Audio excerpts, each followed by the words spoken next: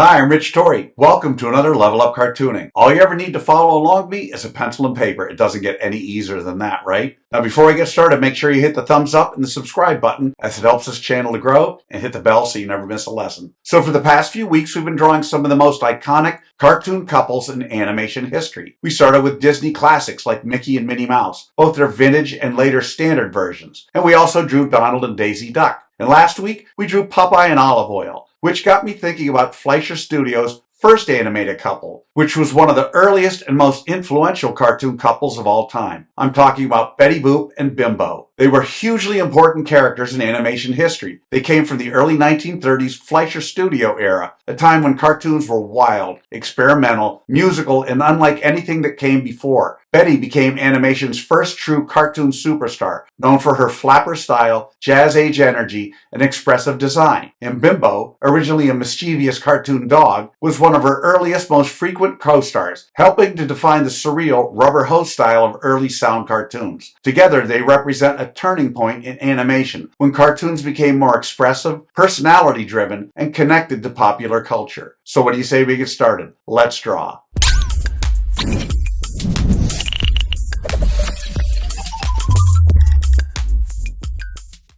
We're going to draw Betty Boop and Bimbo step by step, giving you the secret formula to be able to draw them again and again. If you watch any of my other videos, you know I normally use the character's head to figure out how big the entire character is. This is another great example of two characters in the same couple who have very different proportions. Betty Boop, with her freakishly large apple-shaped head, is just over 3 heads tall. In other words, however tall you draw Betty's head, her entire body is 3 of those tall, with her feet sticking out at the bottom. Bimbo, on the other hand, is more compact and rubbery. His head is proportionally larger in relation to his body. In this pose, Bimbo is 2 heads tall. In other words, however tall you sketch out that rounded head, his entire body is 2 of those tall. And like Betty, his feet stick out at the bottom. Okay, so what do you say we get started with a roadmap for today's pose of Betty Boop and Bimbo?